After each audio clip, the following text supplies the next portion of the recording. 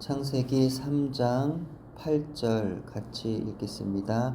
그들이 그날 바람이 불 때 동산에 거니시는 여호와 하나님의 소리를 듣고 아담과 그의 아내가 여호와 하나님의 낯을 피하여 동산 나무 사이에 숨은지라. 아멘. 하나님은 어떤 분이실까요? 여러분이 믿음으로 고백하는 하나님은 어떤 하나님이신가요?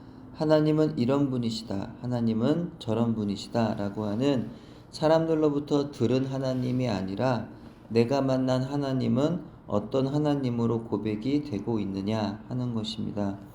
만약 나의 하나님에 대한 나의 고백이 없다면 하나님이 어떤 하나님이신지 가르쳐 달라고 기도하면서 성경을 읽어야 합니다.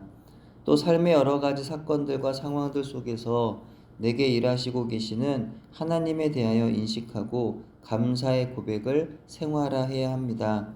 하나님의 은혜를 입을 열어 말하고 감사함을 입으로 고백하며 찬양하지 않고는 하나님께서 우리의 인생 가운데 동행하시며 인도하시는 은혜를 깨닫지 못하고 그냥 지나가게 되는 경우가 너무나 많게 되는 겁니다. 고백될 때 그것이 믿음이 되는 것이고 고백할 때 그것이 삶이 되는 겁니다.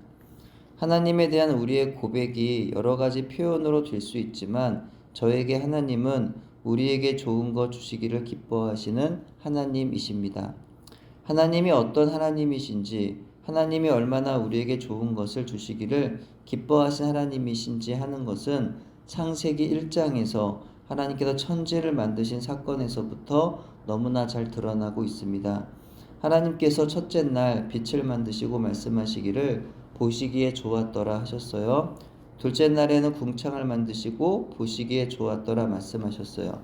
셋째 날에는 천하의 물을 한 곳으로 모이게 하심으로 땅이 드러나게 하시고 땅의 각양의 채소와 나무를 자라게 하시며 보시기에 좋았더라 말씀하셨어요.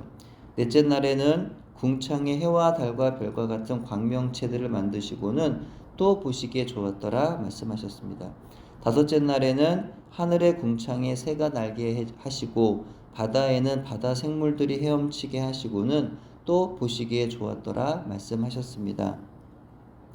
그 여섯째 날에 하나님은 자기 형상 곧 하나님의 형상대로 남자와 여자를 창조하시고는 생육하고 번성하도록 축복하셨습니다. 그리고 그들의 앞서 창조하신 모든 생명체들을 먹고 누리며 다스리고 보호하도록 명령하셨습니다.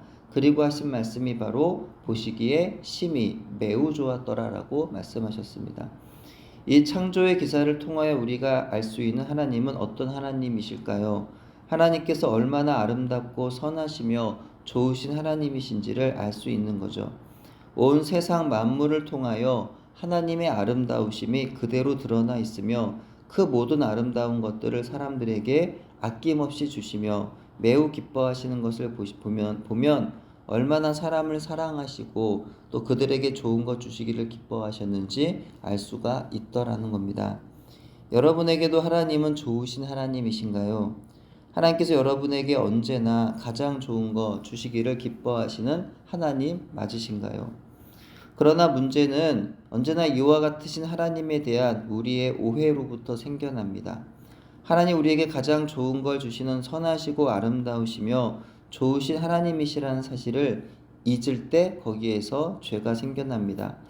하나님께서 우리를 좋아하지 않으신다는, 우리에게 좋은 것 주시기를 기뻐하지 않으신다는 거짓된 소리에 속을 때 아주 심각한 문제가 발생합니다. 하나님께서 만드신 남자와 여자인 아담과 하와는 말로 할 수 없는 은혜를 입고 에덴 동산에서 살아가고 있었어요. 눈에 보이는 모든 것들이, 귀에 들리는 모든 것들이, 손으로 만지고 발로 밟는 그 모든 것들이 은혜가 아닌 것이 없었고 하나님이 나를 사랑하시며 기뻐하신다는 증거가 아닌 것이 하나도 없었습니다. 근데 아담과 하와는 거짓된 뱀의 소리에 그만 하나님의 사랑을 의심합니다. 하나님에 대한 오해를 하게 된 거죠. 뱀이 하와를 찾아와 묻습니다. 하나님이 참으로 너희에게 동산 모든 나무의 열매를 먹지 말라 하시더냐? 이제 하와가 대답하죠. 동산 나무의 열매를 우리가 먹을 수 있으나 동산 중앙의 나무의 열매는 하나님이 먹지도 말고 만지지도 말라 하셨어. 먹으면 죽을지도 모른다고 하셨어. 하와의 대답에는 어딘가 하나님이 주신 명령에 대한 의문이 담겨 있습니다. 하나님이 저 열매를 먹지 말라 하시는 이유는 나와 남편 아담을 위하여 그러신 걸 거야. 우리를 사랑하신 하나님께서 우리를 나쁘게 하실 리가 없어. 이렇게 생각하기보다는 동상 중앙에 있는 저 나무의 열매가 얼마나 맛있고 좋은 것이기에 하나님은 우리에게 먹지 못하도록 하신 걸까? 이렇게 생각한 게 아닌가 여겨져요. 무언가 하나님의 명령에 불만이 있었던 것이고, 그러다 보니 분명 하나님이 그 열매를 먹으면 반드시 죽는다고 하신 말씀까지도 믿지 못하여 희석을 시켜 죽을지도 모른다고 말했던 것이죠. 하와가 하나님에 대한 어떤 마음을 품고 있었는지 알아챈 뱀은 본격적으로 하와를 유혹합니다. 그 열매를 먹어도 절대로 죽지 않을 거라고 말이죠. 하나님이 그 열매를 못 먹게 하심은 너희를 위한 게 아니야. 그 열매를 먹으면 너희가 하나님처럼 될 것을 하나님이 싫어하셔서 그런 거야 라고 말했던 겁니다. 이에 선악을 알게 하는 그 열매를 하와도 먹고 하와가 건네주어 아담도 먹고 눈이 밝아져 벗은 줄 알아 무화과 나무 잎으로 몸을 가리고는 하나님의 얼굴을 피하여 나무 사이에 숨었던 것입니다. 그래서 죄인의 전형적인 모습이에요. 우리가 죄를 왜 멀리해야 하는 걸까요? 죄를 지으면 하나님께 벌을 받기 때문일까요? 구원을 받지 못해서인가요? 아니에요. 우리가 죄를 지으면 나 자신이 하나님의 얼굴을 대면할 자신이 없어지기 때문입니다. 우리가 죄를 지으면 하나님의 형상의 그 거룩한 우리의 성품이 손상되어 거룩하신 하나님 앞에 차마 나설 수가 없게 되는 거죠. 그래서 하나님을 피하게 되는 겁니다. 숨는 겁니다. 하나님 나를 버리시기 전에 내가 하나님을 버리게 되고, 하나님 나를 떠나시기 전에 내가 하나님을 떠나게 되며, 하나님이 나를 멀리하시기 전에 내가 하나님을 멀리하게 되는 겁니다. 그래서 하나님께서 우리에게 지속적으로 강조하시며 죄로부터 멀어지라고 하시는 이유는 하나님 자신을 위한 것이 아니라 바로 우리를 위하심인 거예요. 여러분, 죄가 얼마나 재밌습니까? 재밌으니까 유혹이 되는 것이고 재밌으니까 많은 사람들이 그 죄를 짓는 거죠. 그러나 죄를 지으면 너무 재밌고 너무 좋은 것 같은데 그 열매는 아주 쓰고 고통스럽다는 겁니다. 그래서 우리를 사랑하신 하나님이 자꾸만 죄를 범하지 말라고 말씀하시는 거예요. 죄는 재밌습니다. 술 마시고 담배 피고 욕하고 훔치고 때리고 마약하고 노름하고 얼마나 재밌습니까? 죄는 처음엔 재밌어요. 흥분되고 짜릿합니다. 그러나 죄의 결과는 어둠입니다. 빛으로 나갈 수 없게 만들어요. 죄를 짓고 나면 그 반응은 반드시 숨는 것으로 나타나게 되어 있어요.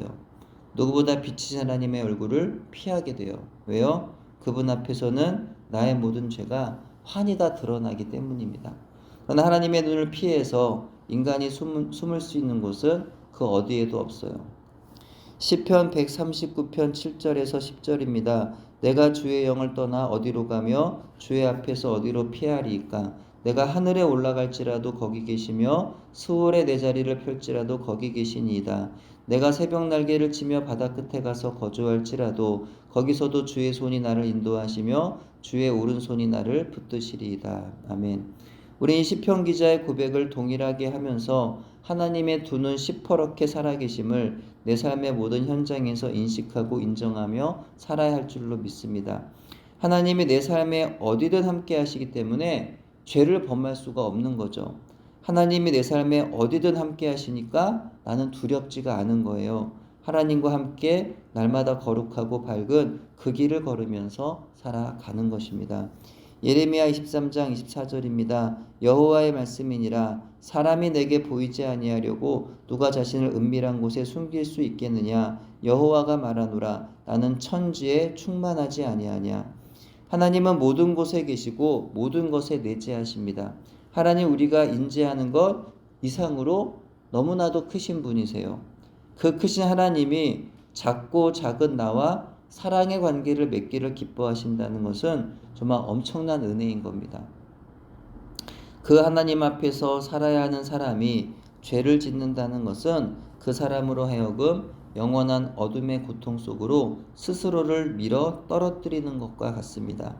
처음에 그 짜릿한 죄의 기쁨을 잊지 못하여 중독이 되어서 끊지를 못하고 죄를 반복하면서 그렇게 뱀의 소나귀에서 빠져나오지 못한 채로 영원토록 하나님과 멀어져 살아가도록 만드는 겁니다. 그러므로 모든 사람은 반드시 하나님이 어떤 분이신지를 깨달아 알아야 합니다. 하나님이 얼마나 아름다우시고 선하시며 좋으신지를 깨달아 알아야 하는 거예요. 그 하나님께서 우리를 얼마나 사랑하시는지, 그래서 우리를 위하여 얼마나 좋은 거 주시기를 기뻐하시는지 깨달아 알아야 합니다. 때때로 나는 좋지 않아 보여도 나보다 나를 더 잘하신 하나님께서 그것조차 나를 위해 허락하신 좋은 것임을 신뢰해야 하는 겁니다. 하나님이 나를 싫어하실 거라고 하는, 하나님이 나에게 좋지 않은 것을 주셨다고 하는 그 거짓말에 귀를 기울이지 말아야 합니다. 하나님에 대한 이런 오해를 끊어내야 합니다.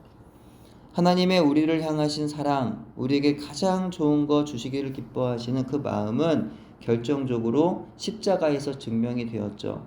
요한복음 3장 16절입니다.